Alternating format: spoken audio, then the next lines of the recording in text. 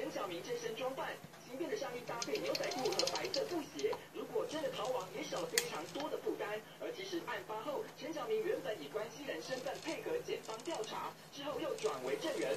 11月18号就被传唤过一次，没想到案情大突破。12月10号，检方列为被告，陈晓明自己也发觉越来越多迹象显示对自己不利，做了逃亡准备。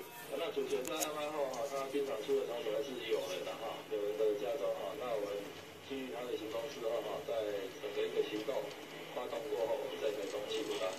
当然，检方也早就料到这一点，才会没有传唤陈晓明就直接拘提。经过检方初讯复讯后，遭到收押禁见。尽管陈晓明从头到尾态度淡定，会不会坦诚说出案情真相，就等他在铁牢里好好思考。东森新闻张炯汉、陈永义、陈志辉在彰化报道。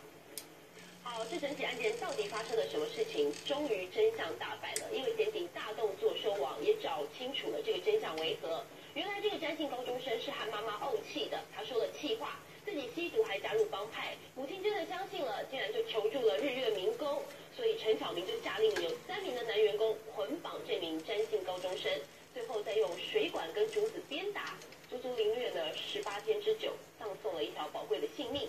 现在检方起诉了11人，再收押了陈晓明。